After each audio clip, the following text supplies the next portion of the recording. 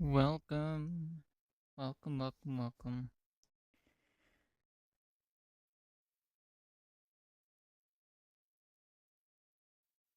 How is everybody doing? Today, if I can get there,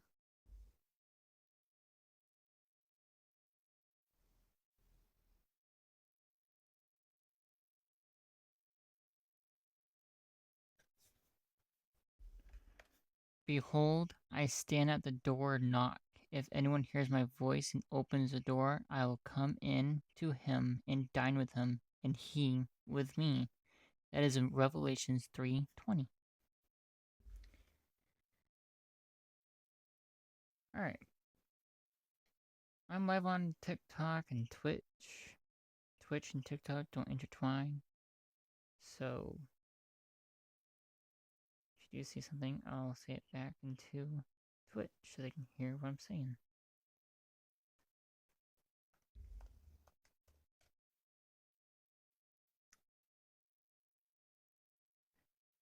Check out my Linktree account on Linktree/Daniels Media. Go to Take Me Deeper Podcast. That is Linktree/Take Me Deeper Podcast. And then Linktree/Treasures of the Hill.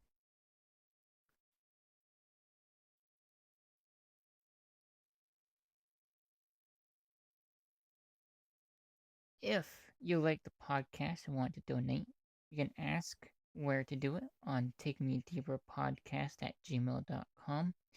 You can go into my Ko-Fi, which is Daniel's Christian Content, on Ko-Fi.com. That all the donations that I get will go right to the podcast, get new equipment, new stuff, video stuff. We want to upgrade to live on YouTube, Rumble, and wherever else, and Facebook. So we would really appreciate if you can help us get there. I cannot speak tonight. Yeah, if you want to go to my TikTok is Christian Content or Christian Content 7721819. If you want to go to my Twitch, it is Jesus First Player. And if you want to go to my YouTube, which is all in my Linktree account, you can go to Daniels Media or at Christian Content 05. Enjoy the stream, and I'm going to say this every single time. I'm sorry, I sound like a broken record. I'm going to put this on Take Me Deeper podcast on Spotify. So, enjoy.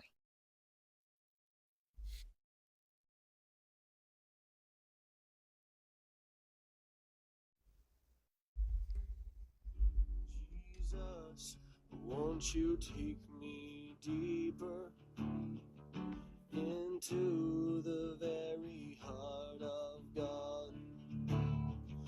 Ooh, Lord, help me to know your will. Father, the strength to carry on, 'cause I wanna go when you send me, and I wanna be what you made me. So may all of the other room in my heart bow down.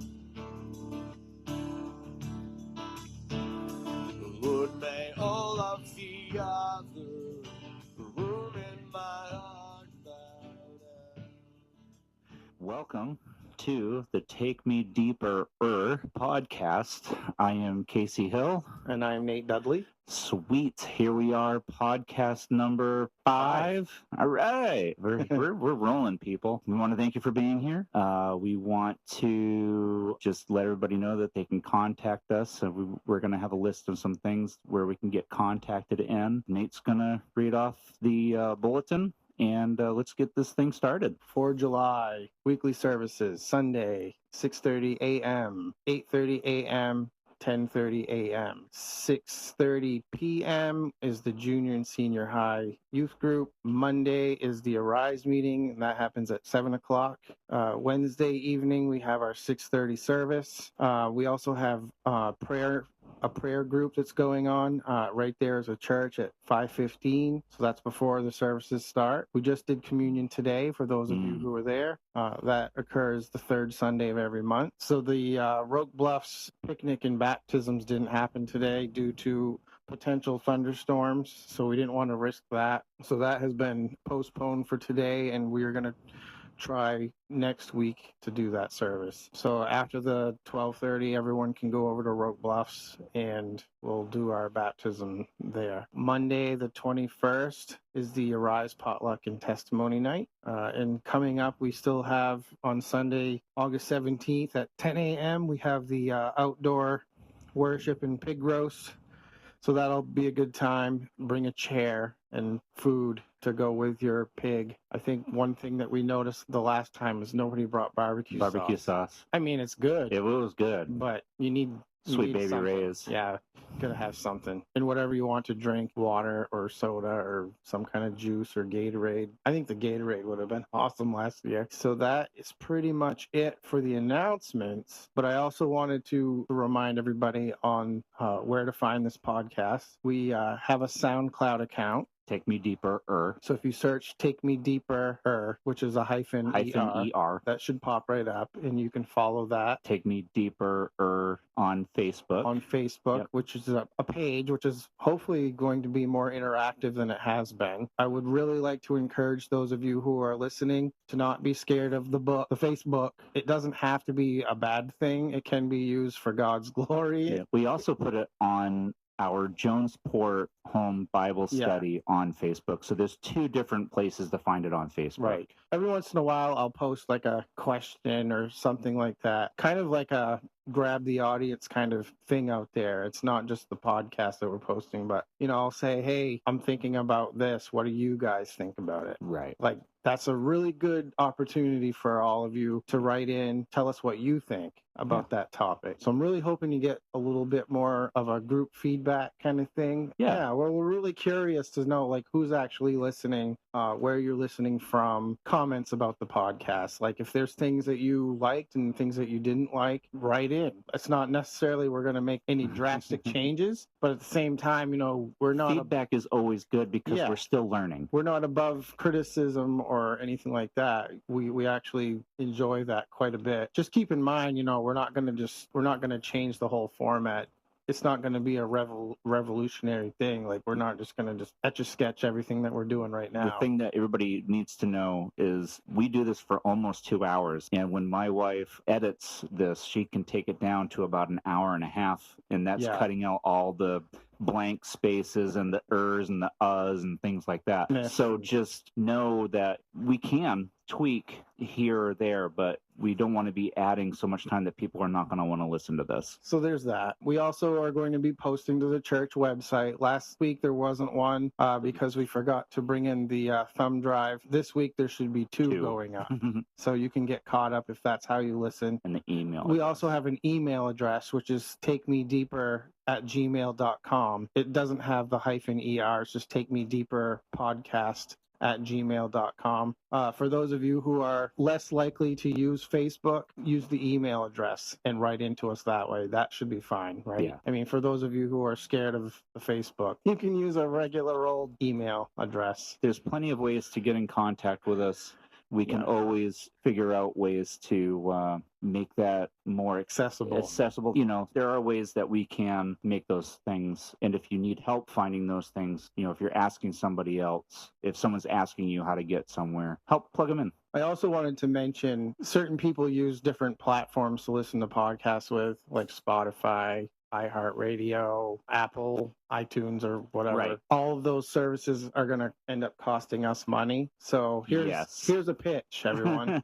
If you're interested in this podcast and you like what you're hearing so far and you want to participate in how we produce this show. Please pray first. Yes, If you own a please. business, we're not just going into this whole like give us money pitch. I'm really Right. not.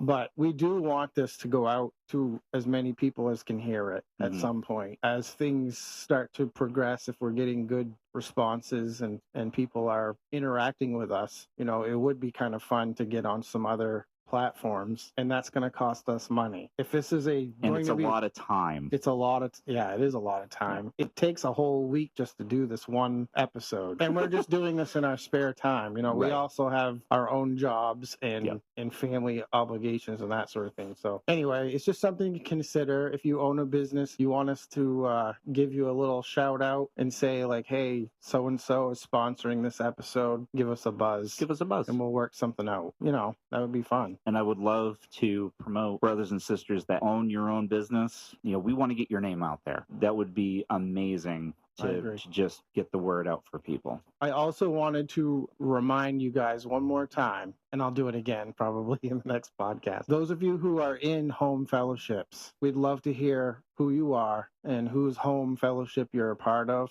and where you're studying. We talked with John Thimler today and just got an overview of what they're studying. Sounds really awesome. And they have a really small home fellowship. They're in the Machias area. And if you would be interested in joining their home fellowship, you can get a hold of them at the church sometime. Him and his wife are pretty active in our church. They're easy to find. So there's at least one home fellowship. And then Casey, you also Every Sunday night at 5 p.m. We have 2 confirmed home fellowships. If there's any more out there, give us a buzz. Let us know who you are, where you are.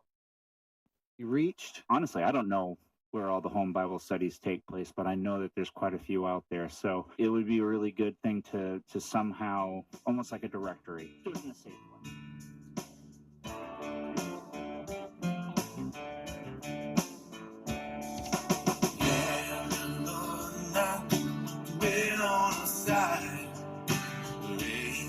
Waters that claimed our life, and under the shelter of the cave of Israel we have been redeemed.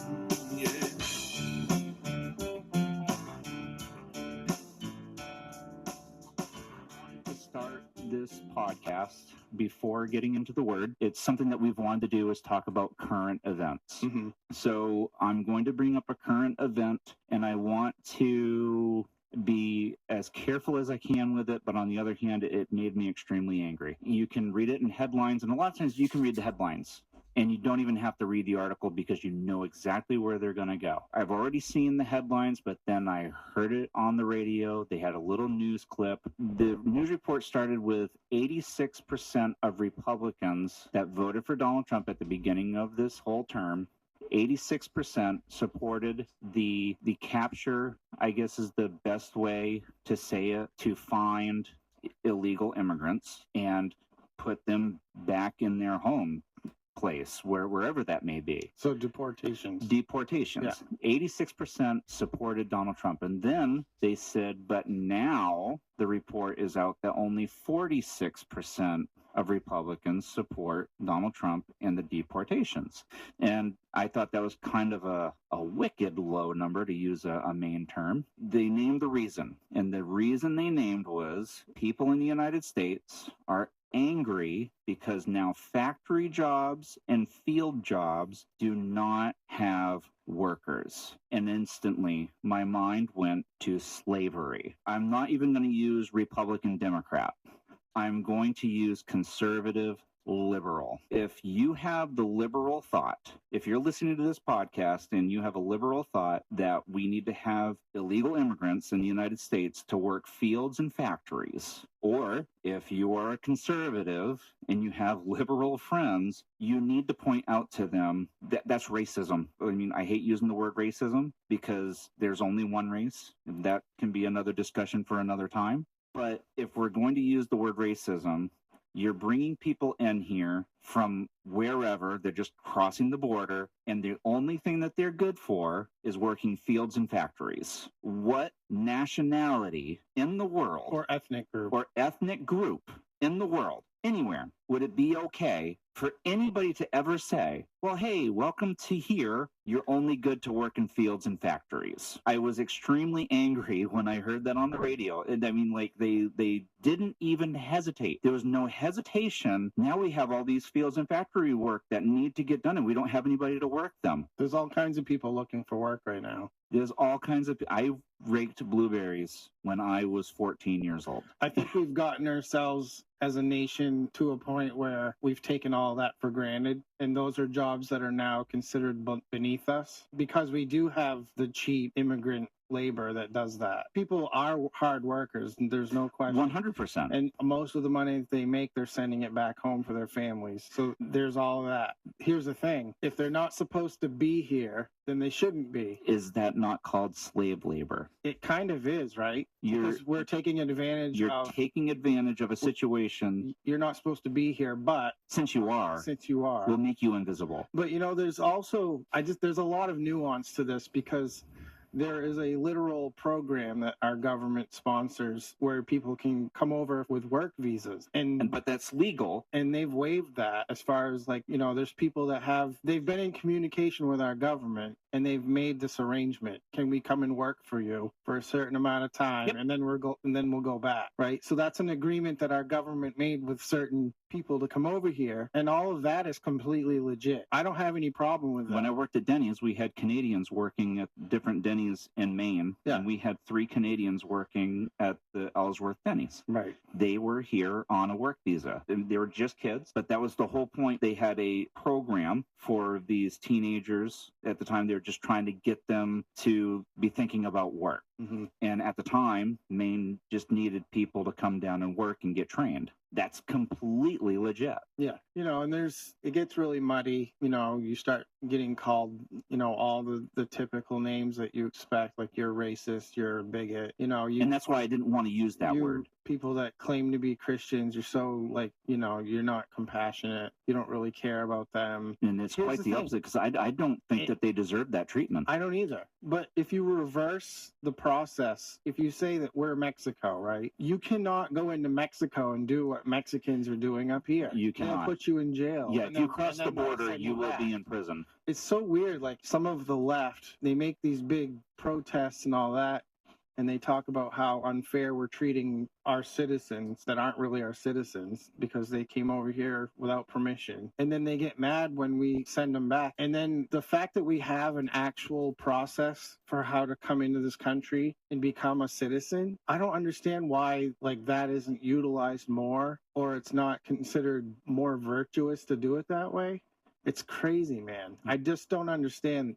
It's like everyone wants to come in and just take the fast track and get the fancy hotel rooms and the cards, It's like, man, there's people here that have been trying to do it the right way. Well, that's it. It takes years and years and years for them to become naturalized. Texas actually had reporters going around to different places, especially West Texas, and asking legal immigrants who came over either on a visa, or there is a legal way to come across the border. Cars can actually go, there's a road and a gate. And there are people there. And if you have something called a passport, you can actually visit the United States. Right. You just make your claim of what it is that you have when you come across the border, and then when you leave, you do the same thing. There's a strange thing called a street where cars come across, but you can come here. There's something called a citizenship thing where if you want to become a United States citizen. So they went around, they asked these questions to people who are legal immigrants or here on visa, what they thought about this whole flooding of people coming across the border. Many of these people who have become citizens, they actually started their own jobs. And they said, you don't realize how much this is destroying my job, because they're paying for all these people to come across the border, but they had to sit in line to take a test, to go through the schooling, to learn how to speak English and all these things. And they said they were far better off doing all the things the right way, because there are benefits that you get as being an American that you don't get when you come across as an illegal. Right. And it's the same way in every other country. If you only watch the news, like it's so confusing because They make it seem like we're the only country that has a border that you're not allowed to cross. If you cross the border, like you just said, if you try to cross into Mexico, let's forget about Mexico. Go from South Korea to North Korea. that's not Tell me happening. how that's going to work. That's not happening. What is it? They say Russia, right? Russia has guards at their border to keep people in because they're a communist country. They make it seem like we're the bad guy because we have a border and we have rules. But there are other countries that if you cross over the border, you're dead. That's right. Dead. It's different all across the world, and everyone thinks that every country is like us. I'm sorry, We're the bad guy for that's some just not reason. being educated. There's a lot of countries that are way more strict than we are as far as who gets to come through. Yeah. It's just one of those things where it's like, it's not racist and it's not being a bigot or whatever to say you should follow the law. Right. Like, if you want to come here, I actually have no problem with anyone that wants to come here to live from another country. It's just there's a process for how to do it. And I have no I'm not problem. against you coming. Please come. If Yeah. you want to come here, you want to come here and work, you want to come here and be a citizen, you want to come here and follow the laws, hey, welcome aboard. Yeah. Come on in and let's do it the right way. You know, let's do you it need the help right- doing it the right way? We can direct you to where, Well, that's the other thing too. you know, is we have the resources to tell you. Yeah. All it takes is a little internet search. I think something that Aaron says a lot is we hide behind what's lawful in the country a lot, to the point where we do come across as being, you know, not very compassionate. Part of religion, true religion, is to support the foreigners and the Right. widows and the orphans and people that are trying to come here to get away from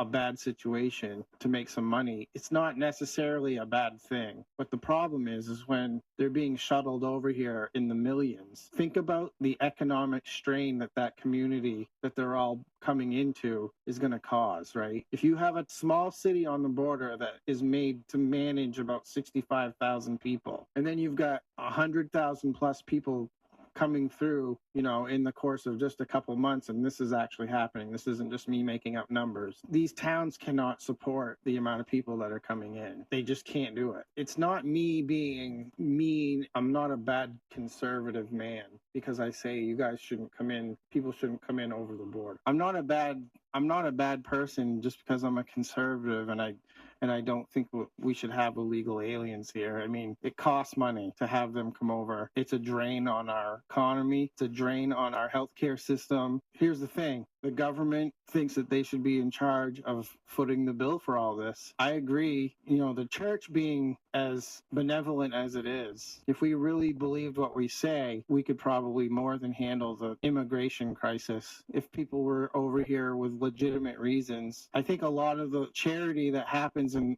this world, you know, whenever there's a crisis, it's the churches that step in first. It's not like we don't want to help people. We'll be getting to the study here shortly. One of the things that people want to talk about is America losing its National identity. Right now, the average births per family is 1.7. Do you know what the number is for a country to just stay the same, to not lose its identity? It's got to be like 3 or 4. It's 2.8.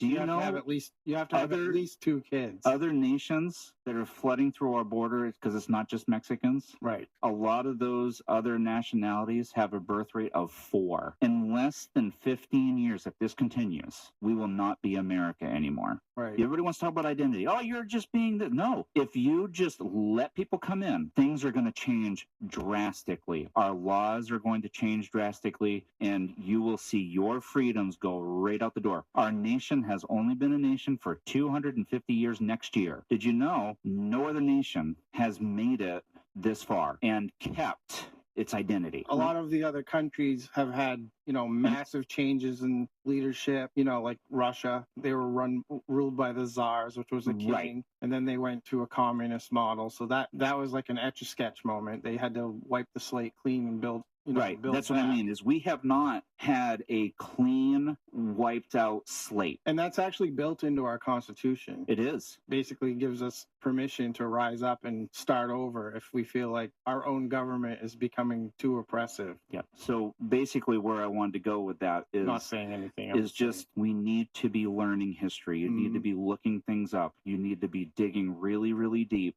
and you need to be, as a Christian, you really, really need to be in prayer. This is not hate speech. If someone is coming here because they are really being oppressed, we have laws for that. The Israelites had laws for people who are Yeah, I trying wanted to to get bring away. that up. They did have a sanctuary place Mhm. for people, but it was for a time. We have those things. And our current governor wants to make the entire state of Maine a sanctuary state, not have a sanctuary Yeah. city. She and some of the people that are working on the inside, they have literally used the words sanctuary state. Well, here's the thing with Janet Mills is this is her last year in office. She's doing all of the things that she's always wanted to do Mhm. but couldn't, and now she's trying to do all of this in her last year in office, and it's just going to create a problem for the next person down the line. Unless that person is someone that she's promoting. Exactly. I don't know. I have less and less faith in politics. Oh, absolutely. And that's why I don't want to use Republican, Democrat, because Republicans are not better. No. Okay. No. I am not a Democrat. I am not a Republican. I'm not even libertarian. There are really good people in all of those groups. Yeah. Don't get me wrong. No, and I have But friends that all are of them, on all sides of the aisle. all of them have They have their absolute stupidity. Mhm. All of them do. What do we always say? I'm a Jesus follower first. Yeah. And if any law is being pushed down that does not coexist with what Jesus has put forth for us to follow, I'm really fed up. Yeah. I am really fed up that the church has failed as a whole. It has. We have all these problems, and it isn't just an immigration problem. It isn't just an abortion problem. It isn't just a pornography problem. Yeah, I'm throwing it all out there. It isn't just an alcohol problem. It's not just a divorce problem. It's not just a broken families problem. The problem is, when it really counted, where was the capital C church? And we have been told for many years now, since 62, when they voted God out of school. Right. It started before that. Mhm. And the church is slowly but surely just giving a foothold to the point where they told us we couldn't even go to church anymore during COVID. I get it. We didn't know what we were dealing with. I get it. But after 3 weeks, we knew what we were dealing with. But we knew what we were dealing with. And guys, the church is not supposed to be told what to do when it comes to our service and worship of God. We have slowly but surely said, oh, yeah, no, you can pass that. Oh, no, you can pass that. Oh, no, you can pass that. Until we fix the problem, we always, it's a great motto, make America great again. Well, here's the thing. But for crying out loud, can we put Jesus in America first? The church doesn't vote anymore. They stay home. Yeah. It's They're true. The church does not vote anymore. That's the problem. So because you said nothing, if you choose not to decide, you still have made a choice. I know I just quoted a secular band, right? Rush. Yeah. For crying out loud, awesome. Yeah. It is 100% true. Dietrich Bonhoeffer said the same thing. He said, if you know something evil's going on and you don't do anything about it, that makes you evil too. So it's the same concept. For I am not ashamed of the gospel of Christ, for it is the power of God to salvation for everyone who believes, for the Jew first and also for the Greek. For in it is the righteousness of God is revealed from faith to faith. It is written, the just shall live by faith. Romans chapter 1, 16 and 17. I had no idea we were just going to run right into that. I didn't plan it that way. I was going to make it a cut. All right, well, we're here now. We are here now. We have quote unquote pastors sitting in pulpits that claim to be pastors that in my mind are also part of this problem. Joel Osteen is Joyce Meyer. I don't consider her a pastor. I'm sure she considers herself a pastor. We have people like Rick Warren, who had decided at one point it would be okay to put a Muslim behind his pulpit and teach his congregation from the pulpit on a Sunday morning. I could go on and on and on. How about this name? I'll throw one out there. Ravi Zacharias. For years and years, we thought this guy is the voice that we needed, and then he dies, and all of the crap comes out of the woodwork because he paid people off. Yep. And it goes on and on and on. And when we have that situation, where we're hearing a teacher and they sound okay, I'm using air quotes, they sound okay, and then the people outside Christianity see it and you want to wonder why they're not voting in a way that's righteous. So I'm going to bring up a name, and I want to ask you a question. Hopefully you know this guy, Charlie Kirk. So I do. He has really good videos out there on YouTube. He has a lot of like apologetic style question and answer things. He goes to college campuses. He does. He brings politics. You know, he campaigned really hard for Donald Trump and all that sort of thing. You know, you have all those conservative talk show hosts that were in the bag for Trump. Like they sounded like the craziest Trump cheerleaders out there. Absolutely. And now there's some stuff coming up. Let's talk current events. So the Epstein files thing that just happened, where the Justice Department basically is saying there's nothing to see after all this time. All those people that were rah Trump and have made many comments about Epstein and all of that stuff. Now all of a sudden they're backtracking. They're backtracking, and they're acting like they never said all this stuff. It's because they're so pro-Trump. It really started to irritate me. I think it would have been one thing if the person that Donald Trump put in charge to look for this file said, we don't have it. She said that it was on her desk. She did say it was on her desk, and I think he believed her. She said she was getting ready to release it, and then all of a sudden she's like, yeah, we don't have the file. It's not there. This is where my mind went immediately is, if I were him, I'd fire her. That would have been the first thing I would have done. You're fired because you lied to me. I'm not going to put that on him, because if someone tells me something in good faith, I want to be like, okay, cool. But if it comes out that it's not what you say it is, then that's when I'm going to be really angry. But then you have the people that have been promoting this thing for 3 months. And hey, I don't really care about that. We're going to move on and talk about this. It's been way more than 3 months. It has been. It's been almost Biden's whole I know. candidacy. But what bothers me is people like Charlie Kirk said right on the little headline, it said, let's talk about the Epstein file. And he literally said, yeah, I don't really care about the Epstein file right now. We're going to talk about this.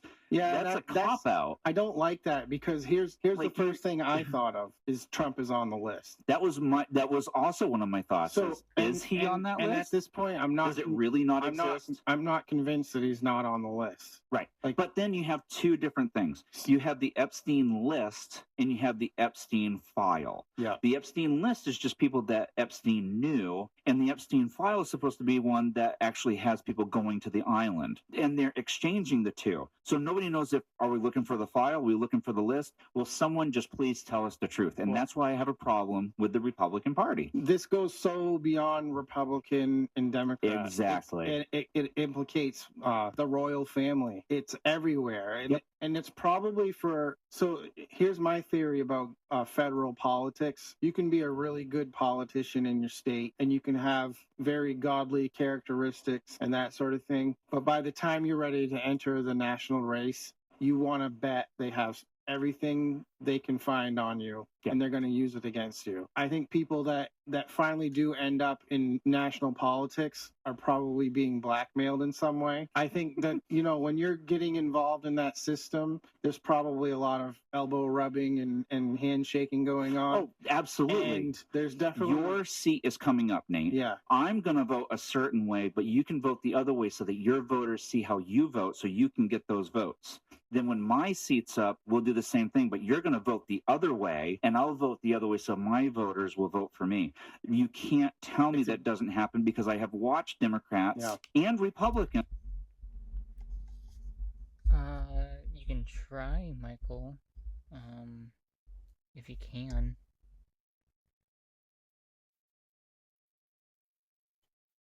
I'd appreciate if you could. Thank you.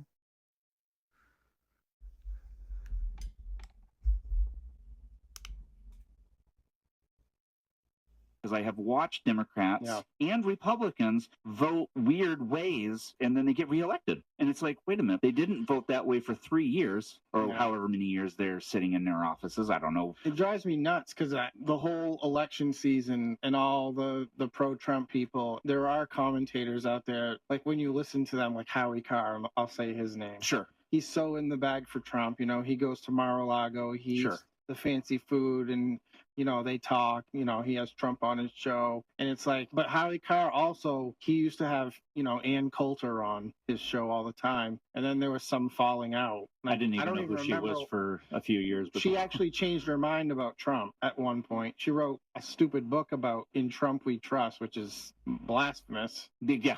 He's just a rich dude, but he's not God or anything. Do I like some of the things that he's done? Yes. Yeah. I mean, that's the thing. Do I like some of the things? Yes. But I'm not sitting here promoting.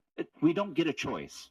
Does that make sense? Yeah. Like, you have all these people that show up, and none of them makes their yes, yes, or their no, no. They don't. Nobody does that. Wasn't it George Washington had a job, and he said as president, it was his job to preside over decision making. He wasn't in that office every single day. He was a general. Yeah. He had a job. And I think it was Abraham Lincoln who said, let your yes be yes and your no be no, so that, people don't see you as a politician. They don't see a side. It's, where I stand because of what I've said. They give us two choices. One of the choices they didn't even vote for. I know. She just got put into the position. She was installed. I know we're going way political here. I still think it all comes down to people like, oh, well, I think the church kind of fell asleep. No, the church didn't fall asleep. It gave up. There was no fall asleep. I don't think the church fell asleep. Falling asleep is more like you had the wool pulled over your eyes. You're like, oh, crud, what just happened? And you went and fixed it, right? Because if you fall asleep, you got to wake up. I don't think that the church fell asleep. I think it gave up. And when you give up, that means you've lost the game. Mm-hmm. And like you said, Christians are staying home during the vote. And not only that, even the Christians that aren't staying home for the vote, the ones that are going out and voting are not voting with Jesus in mind first. And if we were voting for Jesus in mind first, Kamala Harris certainly would not have been on the ballot. Joe Biden wouldn't have been on the ballot. And I'm sorry, but Donald Trump also would not have been on the ballot. I agree completely. Is he a Christian? Has he changed here or there? We hope so. I hope so. Again, I can't make that call because I have seen things where he stands up and he says things like, thank you, God, for what you've done. We love you. And we need you to be with whatever. And not just anybody does that. Jack Hibbs was the one that said that he said it in a way like a child would say it. Like, God, I love you.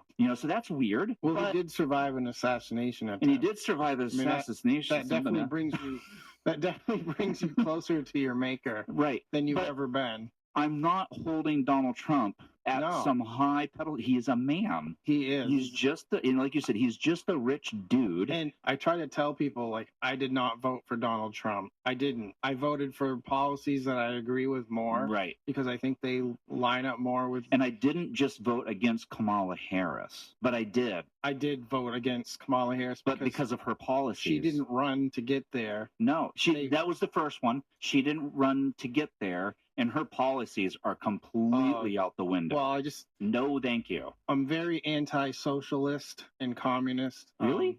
You don't like communism? You didn't know that? My grandfather was a Eisenhower Democrat, like hardcore, all about the unions and things like that. Back then, being a Democrat or a Republican, it was just a difference of opinion. It was just, exactly. Like, how do we spend this money? Yeah, there was not that separation. It was not polarized. Right. As much as it is today. It wasn't like, if you don't agree with me, then that means you hate me. And honestly, if there's anything to hate, it's that. I hate that. I hate the fact that if I don't agree with you, you think that I hate you. That's so intellectually dishonest to say that. When I was a kid, my grandfather, not saying that he was any great man, he was against like everything on the planet, but if you joked around about communism, you were probably going to get hit. Yeah. Because when I was a kid, growing up in the early 80s, you didn't joke about that. No, because we were in the middle of the Cold War. And honestly, like, there were times when I would watch things on the news and there would be like little skirmishes all across the world, like the Lebanon bombing. Remember when the barracks at the embassy got blown up and a bunch of our servicemen were there? That was like some of my first memories. And it was one of those things where it was always in the back of our minds, that Soviet Russia had nuclear missiles pointed at us and we had nuclear missiles pointed at them. We were still under that same threat. And that's how I remember a lot of my childhood. That's what I grew up with. I don't think people Do people forget all about that kind of stuff? For a nation to go full communist, the new government, they kill everybody that's a potential threat. And then they kill all the religious people, they kill all the reporters, they kill all the people that produce anything. And then you know what else? Who else they kill? All the people that were like their loudest supporters. They kill them too. It's funny because all these people that want socialism in this country, they don't know what they're asking for. They haven't read history. Well, that's it. You guys are going to be the first ones to get rounded up and put in some kind of camp and not be able to get out. Or they're going to barbed wire a whole section of the city that you're in. It's not going to be good. I always make reference to that Transformers movie, the one he helped Megatron come down to Earth. Yes. And he's standing there, and they're destroying the city. Mm-hmm. I mean, they're killing people, blowing up cars. That he ripped the Transformer in half, and they're like, "Go get him, go get him!" Patrick Dempsey. That's the guy. I was actually going to say that. He's a Maine native, actually. So I didn't know that either. That's funny. So he's standing there at the bottom. He goes, "Hey, this is not what we agreed to." And Megatron picks him up and he goes, "I never needed you." And he flicks him and he flies out of like he's gone. Yeah. And I'm like, does anybody who is voting in these directions that we're going into, do you not? Because I remember it was toward the end of Barack Obama's term, there was like a load of taxes came in and like they were killing jobs. And so Democrats are ending up out of jobs and they were having higher taxes and their property taxes were going up. And well, we knew this was going to hurt you, but I don't like that it's hurting me. You think because you voted that you were going to be exempt. They never needed you. Yeah, they're so blinded by how much they hate the other side that they don't take into account the implications of how it affects everybody. Yeah, and I've actually heard some people say, well, I don't care that it's hurting me. I'm just glad that it's hurting you. Yeah. It is hurting you. So it doesn't matter because it's hurting you. And socialism is the equal distribution of misery. You will own nothing and be happy. Yeah, no, I will not be happy not owning anything. I want to own my stuff. It's mine. Get used to the taste of crickets. Oh, my goodness. Although, you know what? The salt and vinegar crickets at the Creation Museum are super delicious. Well, I mean, as a novelty, I think that's different. But you're not going to live on them. But they're yummy. I've actually had a hot cricket. Can you imagine the chocolate industry? Bars? They're really good too, but I wouldn't live on that. Can you imagine the industry that's going to pop up in the food world where it's like, we do have cricket farmers. They make crickets for like fishing and reptiles. Yeah. That's different. And can you imagine how much their industry would have to grow in order to... They would have to put a limit on it. To meet everybody's needs, though? If we were all just eating bugs? I can go in 100 million different directions, and I'm really trying to... Let's not rabbit trail too bad. How many people drive on Route 9? I don't know. I mean, I only see like 3 people every time I'm on Route 9. So you go down Route 9, what's one of the largest things that you can see on Route 9? Those stupid windmills. Those stupid windmills. Now, yesterday, we went to Vanguard. How many were spinning? 3. Yeah. Out of the 15, 9. 20 or whatever. That we could see at the moment. Mm-hmm. And 3 of them were right next to each other, and only one was spinning out of the 3. So if you can stop a windmill, then that means you have way too much control. So Reagan I Paul... went to church with her in Old Town for a while. Their family. They're really good people. Yeah. Reagan put on her Facebook page, so please go follow she has those Reagan. Energy updates. She does all kinds of stuff that you will not hear from the media. So go on her page and she will tell you how much energy comes from the solar panels that they're putting up all over the place and destroying all the blueberry fields, and these windmills that you can't even go anywhere near that used to be hiking trails. And she will tell you how much energy Maine is getting from all of those things and how much of that energy is going out of the state. And it is a massive amount that's going out of the state and a very tiny little bit that's staying here in Maine. We allowed this to happen. If you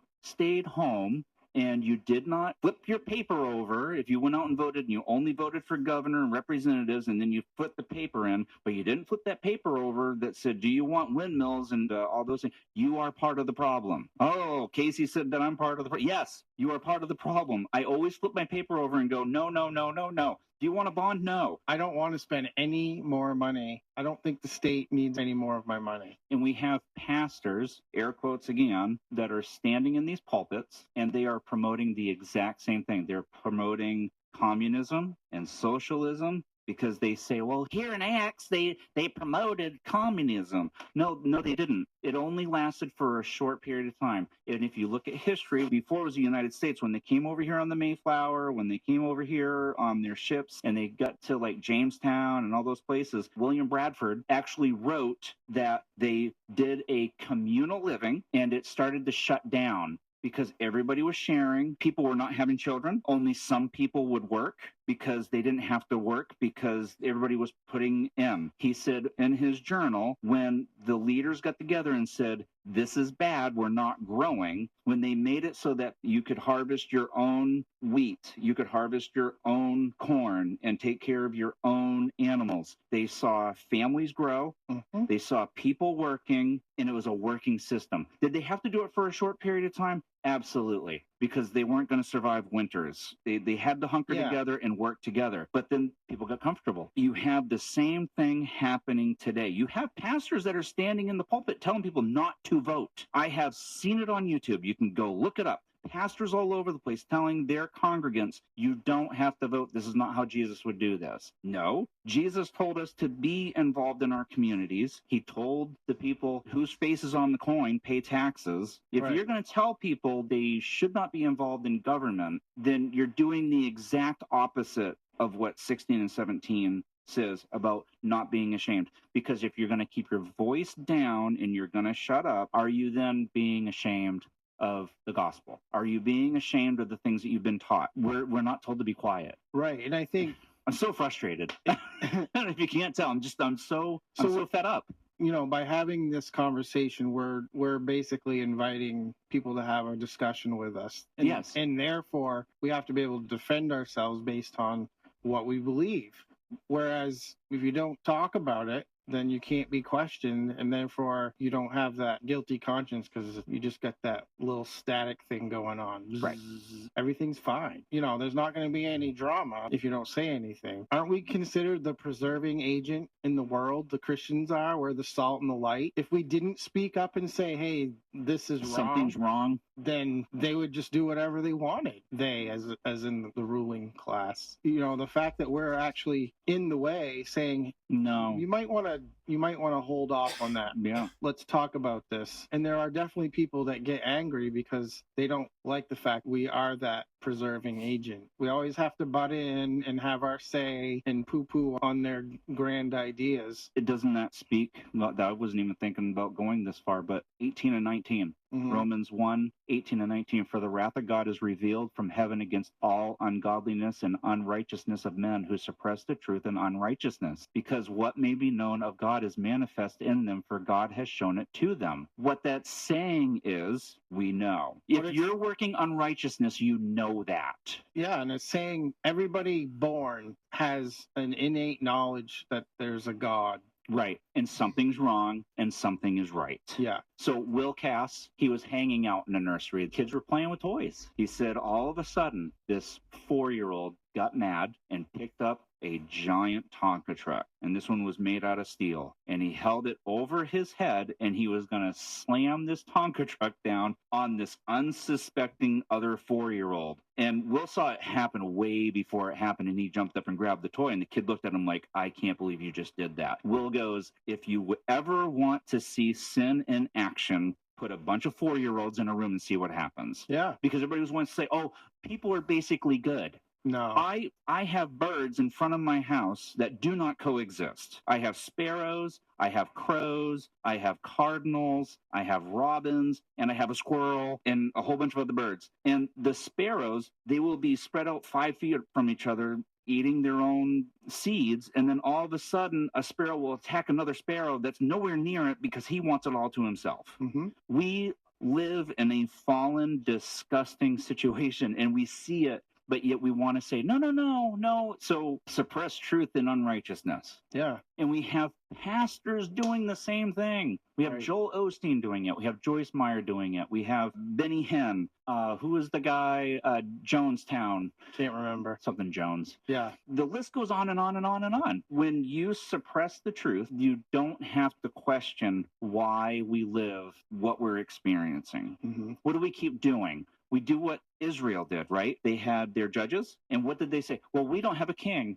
We don't Right. have a king. All these other nations have a king. We don't have a king. They had a king. Mhm. They had the Lord. The Lord was their king. What are we doing now today? Now we're screaming here in America, No no kings. kings! We don't have We a don't king. have a king. We don't have a king. We will never have a king. We have rules against it. Unless you keep voting in a liberal direction where they want to have communism and socialism, Mhm. because eventually those things lead to an ultimate ruler. So if you want those things, keep voting in that direction. Then you'll see what a king really is. So if you read about the end times and you kind of look at the form of government that pops up, I mean, it is communism, dictatorial form of communism. I'm praying for the Lord's return. When he comes back, it's going to be, Force. oh yeah, We are told it far better to fall onto the rock and be broken than to have the rock fall on you And be you be crushed. crushed. Yeah. Right now we have that opportunity, can take that grace, and we can surrender our lives to a king that isn't oppressive. hmm But Jesus is going to come back at a certain point, and it does tell them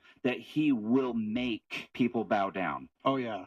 Anyway, keep going. Yeah, it's just one of those things where all these people that swear up and down that there's no such thing as God, we're going to be getting there We will in be. this study. But just to start out with, the gymnastics that one has to go through to say that there's no such thing as God, when God says that he put the conscience, You put it in our conscience to know who he is. yeah, in every single person. And nature. It takes a lot of fighting and a lot of clutch burning in order for us to get to the point where we say that there's no God. I like that. I like the clutch burning. You got to burn your conscience out, right? Yeah, To that point where you're just like, that's the true irredeemables. But that's the truth, right? it is. And it's funny because, the Bible says, in Revelation, the whole atheist issue is going to be resolved. Oh, yeah. There's not going to be a question. At a certain point, because people are going to be yelling out in anger and in fear about the Holy One and his Lamb. When the veil is finally opened up and everybody can see God in heaven during this time, can see everything that's going on, and they're going to be looking up in heaven, shaking their little fists at him. That's Well, that's what they think they're going to do. yeah, but I mean, isn't that the psalm where God is like, all these fools, they're hand in hand against me. They think they're gonna get somewhere, and God's just laughing. Yeah. He's like, oh man, So you and I talked about what is nothing, what is nothing? right? What is nothing? Aaron this morning talked about the vanishing point to the Yeah. vanishing point, right? So I'm going to try to connect this as well as my brain can. We were heading up to Bangor for my daughter's birthday yesterday. Like I said, on the way back, I had that whole thought of slavery. But on the way up, I was thinking about that. What is nothing as a Christian, a true 100% Bible believing Christian. I'm not just talking about all the other groups that fall into Christianity. I'm talking about the ones who really, really, really want to know who their Lord is. You're digging in, your heels are getting in deep, and your fingernails are breaking. I mean, you are as deep as you can get in with Jesus, and you are then in his presence. Mhm. There's going to be a part that goes, that's kind of what I expected. My mind's still going to be blown, right? Because, I can't fathom what that means. But then you have the kind of sort of Christian, I hate using that word, the fence sitter, I guess, and they're going to be like, oh, this is way more than I was expecting, whether it be bad or good. Mhm. But then you have the people that are, like you said, complete atheist, science only, evolution, you name whatever thing, and they're going to melt. Yeah. There's going to be the, oh. You know what I'm trying to say? Yeah. I think there's going to be, like you said, the fish shakers. There's no fish shaking. Jesus said he's going to come with a sword and he's going to split in half. The sword's coming out and he's slicing. So I like the thought of what is nothing, the vanishing point to the vanishing point. And if you're sitting in his grace and you are just soaking it all in, guys, there's coming a time where I can't explain what we're going to see. No. But I do not want to be sitting on a fence or on the wrong side of that. I don't want to hear Jesus say, depart from me, I never knew you. That is scary. That's the scariest That thing. should scare us so bad that we want to be telling people who Jesus is. I don't want someone else to hear that. Honestly, for me, that is literally the scariest thing that I can think of. I'd even be okay if Jesus were just to say, hey, you did a pretty good job. Yeah. I don't know if I want to hear well done, good and faithful servant, because I know me. I'd be okay with, hey, how about this? You did an okay job. How about this? You made it. You made it. How about You're that? on fire, but you made it. Your tail. Let me put that out like- for you. But Or yeah, buddy. yeah, You yeah. know? Hey, here's a high five. Fist bump. Yeah. Safe. For those people who think that when I get to heaven, I've got something to say to him, you've got nothing to say. You have nothing. You're going to see his glory, and you are just the diarrhea is going to run. Yeah. Well, I mean, when you think about, the prophet of God, Isaiah, he comes up and he's, face to face with God on his throne. And this is the man who speaks for God in Israel, right? Isaiah the prophet. He's a pretty big deal. When he comes face to face with God, he falls down on his face. He says, "Woe is me, for I am undone. Yeah. I'm a man." Yeah. I'm a man of unclean lips. Unclean lips. He realizes, like, everything about me is filthy. Even my righteousness is disgusting compared to how amazingly awesome God is. The Apostle John, in a vision, as best as he could. Yeah, I was in a vision. I was in the spirit. I mean, he couldn't even explain, but he sees just an angel. And he falls down to the ground to worship, and the angel's like, "Hey, see that you don't do that." Yeah, don't do that. Because that glory was just so overwhelming. Yeah. That just even seeing an angel made him like, "Whoa, I need to fall down." I didn't mean to go in the direction of the angel saying, "Don't do that," but it's just he only saw that little glimpse. Mm-hmm. We're talking about an angel. We're not talking about he didn't see God. He saw an angel and was like, "Whoa, I need to humble myself." Mm-hmm. And like you said with Isaiah, just seeing a glimpse was enough to throw him down. So I'm sorry, when Jesus shows up in full glory, you got nothing to say. No. You're going to hit the ground, and he's going to make you. So far better to do it now and do it in humility than to be forced. I'm going to come back to that dream that I talked about in the first episode. Yeah. When Jesus returns, he's going to be facing his enemies. He's going to be consuming them in the brightness of his coming. They're going to see him on the other side of the veil when they're all dead. When Jesus comes back, I'm sure there's going to be some conferences with the world leaders. And I've pictured that in my head so many times where he's standing in the middle of, like, the big assembly chambers, like at the UN, and he's just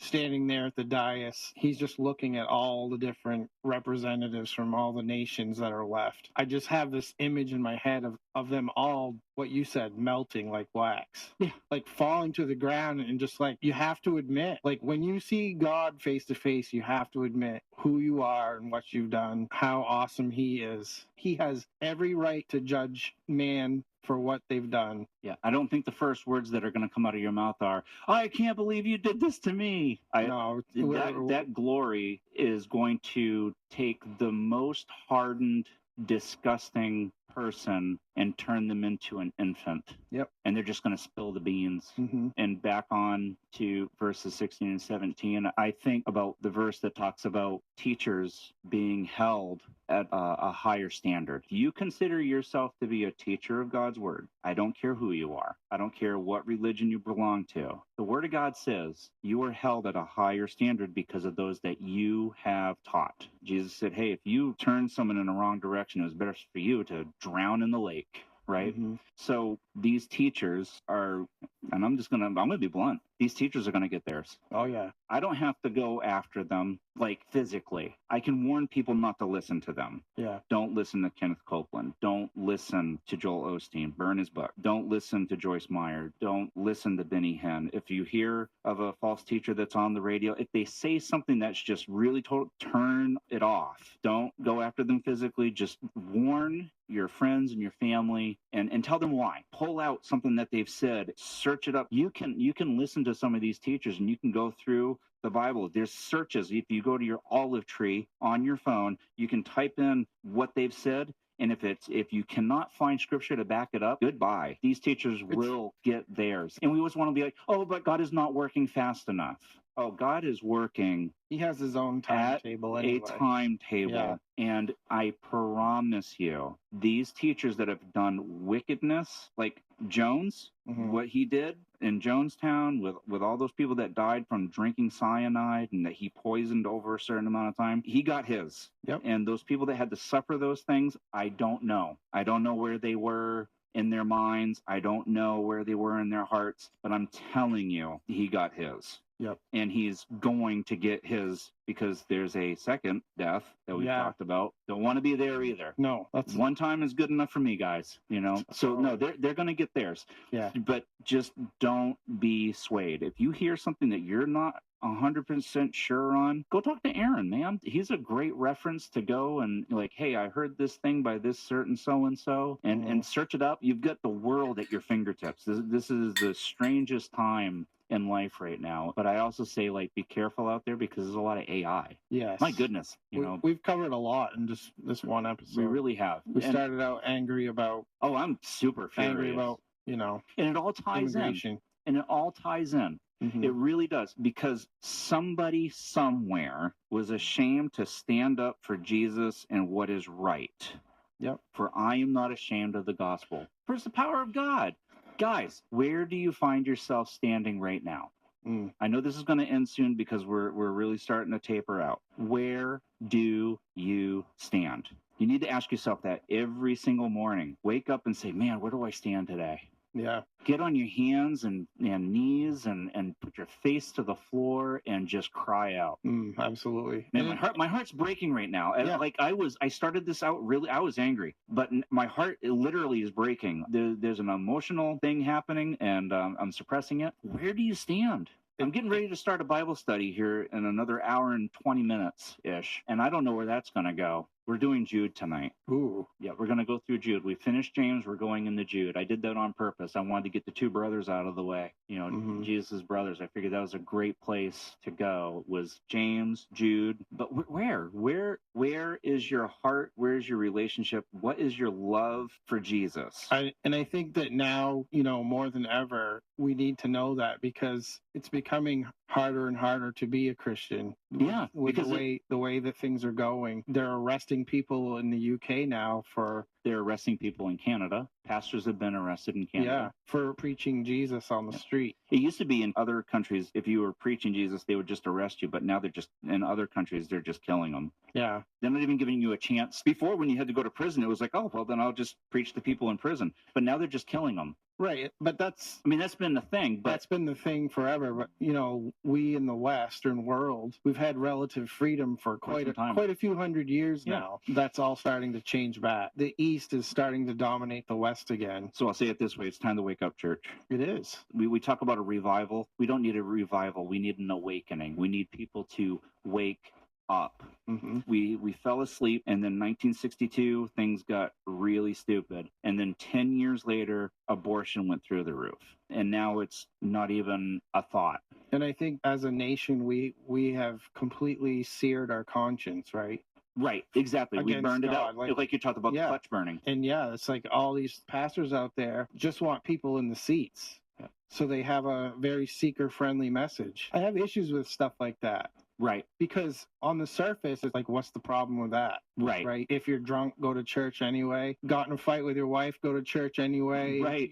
But it sounds good. It sounds awesome. But are we telling people, hey, don't worry about it, come to church drunk, and then we'll preach to you, and then you'll just go home and do it all over again? There's so much insinuated there, right? Right. Which is why I don't like it. Something about it didn't set well with me. It's just like what the devil does. He says just enough to get you interested, but the truth isn't in it. For them, it's all about getting people into their church. Like, this is a church that will take you even if you're hungover. Any church should. We shouldn't be turning people away. But at the same time, where's the message of the gospel in that? Jesus did dine with sinners, but he also changed the conversation that they were having, right? Like, they all were just amazed at the things that he was saying, and his teaching and his presence encouraged them to change their ways. They weren't just sitting there like, cool, this guy is at our house, he's kind of semi-famous, like, that was nice, thanks Jesus for coming over. It changed them. Go and sin no more was something that Jesus told people all the time. It wasn't just about coming to church. It was, you need to come to church and hear about your Savior and learn what he did for you.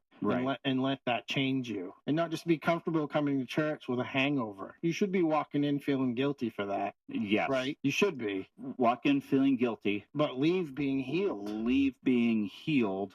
Repent. Right. Know that there's redemption. Yeah. And stop it. Yeah, there's change how you think about that. It's like what Will used to say about people like, oh, I'm just living as a prodigal. He goes, well, then come back.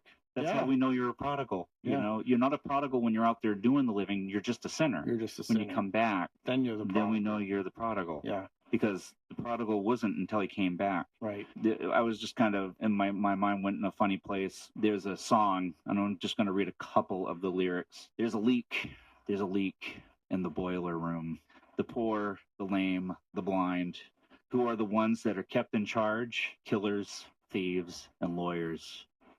Because we act like God's away on business. God's away on business. It's literally what the song is called, God's Away on Business by That's Tom awesome. Waits. Nice. I don't know if you ever heard him sing, but that one song, it just kind of popped in my head that that's how we act. Yeah. We, as the collective church, act like we can promote these whatever people or ideals, and as long as I've got my Jesus card, I think Jesus, he taught parables based on that. Pretty sure. Yeah. because that was a master question that I asked. Is like, I remember I was working at Martin's, and one of the guys looked at me and said, "Are you a Christian or are you a Christian?" And I said, at the time I was a sound guy, so I was doing Sunday morning, Sunday night, and Wednesday night. And he goes, "Oh, you're a Christian." Because being a Christian just means going to church on Christmas and Easter. But if you're a Christian, then you go to church maybe every Sunday. Yeah. But oh gosh, you're a Christian if you go to church 3 times a week or more. And I looked at him and I said, if that's the basis of my relationship with Jesus, then that doesn't qualify me. It's much like when one of my bosses said that he was Jesus, and I looked right at him and I said, if my salvation depends on you, I'm screwed. People were offended that I said that. Well, it's true. But I'm like, you're not Jesus, because your view of salvation is completely skewed. Do we act like God is on vacation? And if we're acting like God is on vacation, then we really are ashamed of this gospel that is revealed to us, and then we're not living by faith. We're living by me. You're living by you. Then everybody has their own idea, and everybody's idea is right. Then we can just go by what Oprah Winfrey says. Ugh, let's not do that. You know, we're all God's children. All paths lead to God. Oh yeah, all paths lead to God. You're all going to face Him. Yeah. 100%. Yep. But we'll all have to stand. You're all going to have to stand in front of Him, and so she's not wrong. But we're all children of God. No, we're all created in the image of God. Right. But what do you do with it? Only a select few get to be called as children. I almost want to apologize for some of that rabbit trail, whatever. But I am calling the church out as a whole because of our failure. We are people. We are going to fail. I'm going to fail. I'm a human being. I'm going to fail. Right. You're Nate. Nate's going to fail.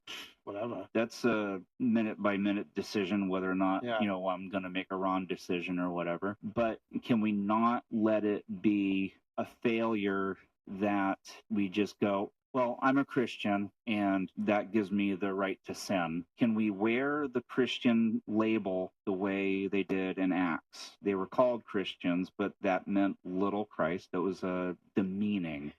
And they took it as they had the honor to be called that. Because remember, John and Peter got beaten and they left and they rejoiced because they were allowed to be beaten for the name of Jesus. Can you imagine? Can you imagine? Like, man, if you knew today I got beaten because I love Jesus. Yeah. Can you imagine that? People today don't look at us and go, oh, yeah, they look like they're okay with being criticized.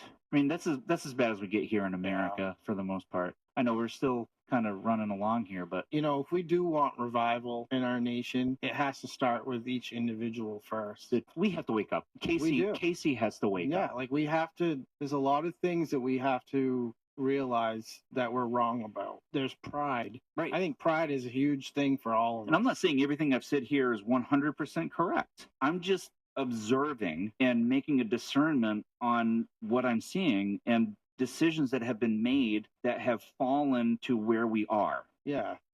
I'm putting myself in the same boat. I used to be involved in churches that I didn't know at the time were not promoting some of the right standings. Well, I think sometimes just not dealing with it in a way is making a decision about how you stand on it. Avoiding the conversation isn't really necessarily dealing with the issue. Right. But only that, the whole point of the church is to equip the saint, right? And if you're not talking to the saints about the things that affect them, what good is it? What good is all of the teaching if we're not making it practical for our lives? Absolutely. It's like, great, we read the Bible and it talked about what Paul did way back there in the book of Acts. There's some lessons to learn there, but how does that apply to me? And there's the same things that he was dealing with then the package might look a little different, but we're It's the dealing with same. the same stuff. Yep.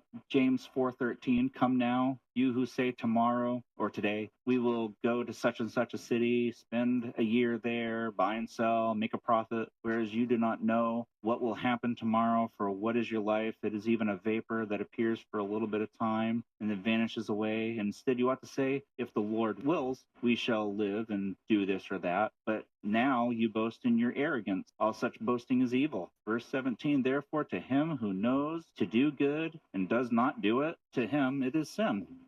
We just got done talking about how in Romans 18 and 19 that it's manifest, that we all know. To finish out, I just want people to be serious in their relationship. We always want to say, like, oh, I'm a Christian. Know that it's not a religion. It is a relationship. You should love the word. You should love the Lord. You should love God, love others, love your neighbor as yourself. How serious are you in that relationship? Does Jesus know you? I mean, Jesus knows you, but do you know that Jesus knows you? Well, isn't that like the final question, right? When we're all standing before him, he's going to say either, well done, my good and faithful servant, enter into the, the house Into of the rest. Enter into my rest. But then he's going to say to the others, depart from me, I never knew you. Isn't that crazy? So these are all people that claim Jesus, claim works, claim doing all the good deeds for God. We did this for you, we did this for you. He's like, but we didn't have a relationship. We didn't have a relationship. We had no relationship. Jesus knows you. Jesus knows everything and that's about you. But for him to say that, what he's saying is,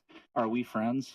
Right? It's because he says it to Peter 3 times, right? Yeah. He says, do you love me? Do you love me? Do you love me? And we know the first one's like, do you love me? Do you like me? Do you like me? Yeah. Are we even friends? Yeah. Bro, I mean, that's so harsh. I mean, like, and that's why Peter goes, oh, Lord, you know all things. Because he's realizing that last, like, we look at it and we go, he says, do you love me 3 times? But we're not getting that Hebrew thought process of the 3 questions. Has several different meanings. So in that, Peter's heart breaks and he goes, Lord, you know all things. What is your relationship with Jesus, and are you ashamed of him? Because if you're ashamed of him, then you really, really need to buckle down, because change is not going to happen. It's not. Change in you, change in the world, change in your friends, change in your family, change at work, change at church. That's a weird way to say it. Change at church? What do you mean change at church? Well, we've got a lot of them out there. You've got Mormons, you've got Jehovah's Witnesses, you've got the UCC church, you've even got the church Unitarian Universalist. It's not even a church. It's just you believe whatever you want, everything's great. Right. And that all came about because people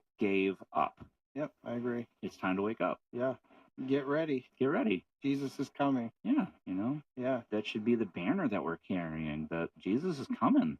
I think more often we're afraid to offend somebody. Right. Just you existing as a Christian is going to offend somebody, so stop thinking that way. Right. Is it Paul that says this? The gospel is offensive. It's offensive because it smacks at our pride right away. It says, you can't do it. You are not good enough to do it. No matter what you think, no matter how hard you try, you do not get to see God unless you come through his son first. That's the only way you get to do it, It's a pride thing. Definitely a pride thing. I'm pretty sure it was Paul that said, to one, it is the breath of life. To another, it is an offense. Yeah. And it's going to be. We might even run into it. But that doesn't change our responsibility. It does not. It does not. And honestly, I was watching this comedian, and it was during the height of COVID, and he was making fun of the fact that when people get offended, we're supposed to immediately change our behavior. Right. And he said, what does it mean to get offended? You didn't like what I have to say? He said, oh, well, be offended then. Why do we have to change? Brad Stein.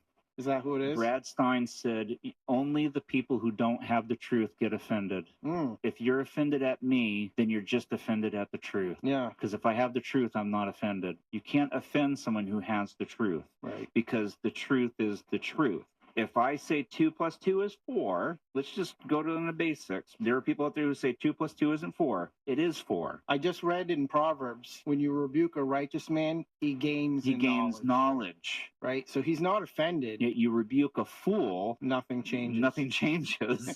He remains a fool. He remains a fool. All right. Well, we definitely hit the whole range of political and church related issues. I think so. Yeah. Starting out with illegal immigration and how that plays in with how a Christian should respond to it. Yes. I think that's what I wanted everybody to see. I think it's wrong for people to assume that Christians aren't compassionate and wouldn't help out a family that needs help. Right. But at the same time, you know, the governor doesn't hold the sword in vain. Right. We have laws. We have to follow these laws. When you don't follow the laws of the land, it creates a problem. Somebody has to deal with it. The different sides of the aisle in the United States, we just have different ideas on how to deal with that. I don't understand why that can't be the conversation versus you're evil if you don't agree with me. Right. Like, how did we get to that point? That is just the most bizarre thing to me. Like, I had a coworker not that long ago who claims to be a Christian. She's a Southern girl. She claims to be a Christian, but we were on totally different ends of the aisle. But, you know, when we talked and we reasoned out our sides of things, we just realized, like, okay, we're not going to agree on some of these things. Yep. But we both believe in Jesus, and we can agree on that. And there was a lot of other things we could agree on, too. Like, we loved our families. We were really proud of our kids when they had accomplishments. Like, there's so many more things out there that we can find in common with people that don't agree with you. I'm telling you, turn off your TVs, stop watching the news, and deal with what's right in front of you. Yep. Just turn that stuff off. Don't use Facebook as your sounding board. No. Don't get on someone else's sounding board and make comments back and forth, because that goes nowhere. That just gives you heartburn. And you're casting your pearls before swine, right? Yep. It's not going to go text a brother or sister. That's what you should be doing. It's not going to go the way you think it is. I say text because, I mean, I text a lot. I like texting because it gives someone a chance. If they're at work, they can't call me right away. But if you call a brother or sister. Absolutely. You know, open the Word of God. Mm-hmm. Get a study guide, and a good one. Start with the book of John. If you only get like 3 verses in, well, then memorize those 3 verses or whatever. Think about those 3 verses all week. Yeah. I mean, I'm not going to tell you to read the entire book of John, but just have the Word in your heart. And then when things come and try to mow you over, what did Jesus do when he was confronted by Satan? He used the book of Deuteronomy, for crying out loud. Let that be the example. Don't use the news. Don't use the president. Don't use Janet Mills. Have some discernment on what's right, what's wrong. I only say turn off the news because we obviously need to know what's going on. We need to know what's going on. But at the same time, if you make a steady diet of something, it's going to become what you're all about. If you're going to watch the news, Will Cass made this advice. Hit mute and just watch the tickers. It's just all that stuff. You have to be really discerning and realize everything on the news is curated to elicit a response out of you. Right. They want you to get on social media. Well, they want want the division. They want the polarization. They want us to be at each other's throats because that serves them, which is why I'm saying you probably shouldn't watch the news. Read the news. Yep. Even talk radio. It's like I find myself listening to that less and less these days. Yep. Once in a while, when I'm driving from Calais to Machias and my phone drops out, I'll put the radio on, and it's like can only do that for like 10 minutes. I've got pastors on podcasts. That's what I listen to more often than not. I used to listen to the talk radio all the time, and use discernment. God has given us that.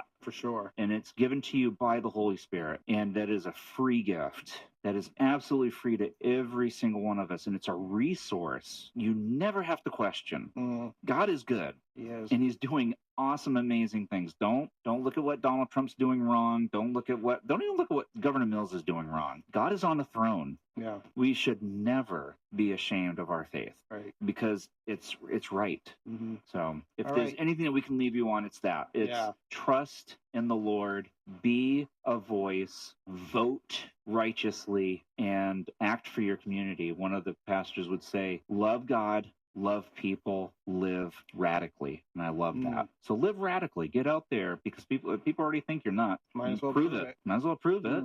So I want to ask everybody who's listening to be praying for us in this podcast, because we got into more of a political conversation today. And I think that the next episode is probably going to be a little more intense. Mm-hmm. As we get through Romans, we're going to start talking about the knowledge of God on every heart. And we're also going to be talking about what happens to people when they deny God to the point where they basically create a new God for themselves, where that takes humanity. And it's going to be a hard conversation. It's a hard conversation for pastors to teach Right. their people. They have to take into consideration their audience, right? And they we wanna don't know who our they want to audience be is. gentle, but at the same time, they want to speak truth and they don't want to gloss over it. Like the good teachers, we're just two guys. We're just two guys. Who love God, and we have our opinions. We should be basing them off of the word, but I'm just saying, pray for us, because I want to make sure that we are coming at this the right way and that our heart's in the right place and that we're not just throwing flies out there. Yeah. So I want to be able to manage God's word with grace, but also with truth. That double-edged sword, it cuts both ways. Oh, yeah. I want to see change in my life. Me too. And the stuff that's coming up. We're going to be talking about God's wrath, his judgment, being guilty. We're going to be going through judgment being defended. All have sinned. These are just the headings of these areas that we're going to hit. It's going to get serious. Yeah. If it hasn't already. It hasn't already been, and we're having fun too. Buckle up. Yeah. And pray for us. Pray please. for us. Honestly, we are saturating this in prayer as well. Yeah. We don't just come in and sit down and go. We pray before we start. We pray all week, and we're praying for you guys all week. You guys are certainly why we're doing this. Absolutely. We want to strengthen the body. Aaron wants a stronger body, and we should be a stronger body of believers. We should be growing. If we're doing what we're supposed to be doing, we can convert the whole town, let's say. Yeah. Right? Who's saying we can't? Right. That's one way to deal with the drug problem, right? Yeah. Is take away the people that are buying the stuff. So I want to just thank you guys for hanging in with us. We know we kind of went in a whole bunch of different directions. We just really appreciate, and hang out with us again next week. Absolutely. God bless you guys. This is Casey Hill signing out. And this is Nate Dudley saying see you later. All right. Thank you guys so much. God bless you. Bye. Take me deeper in your heart. Take me closer to the cross. Oh, take me deeper in your heart. Take me closer to the cross. Take me deeper in your heart. Take me closer to the cross. 'Cause I want to go when you send me, and I want to be what you made me. So may all of the other room in my heart bow down.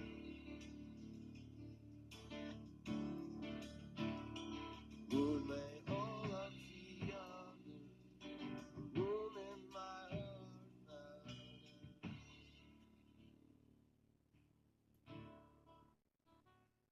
Lord, may all of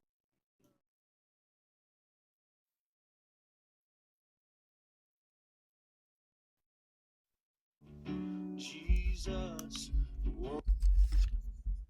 Once I'm done with this, it'll be over. So just give me 1 minute.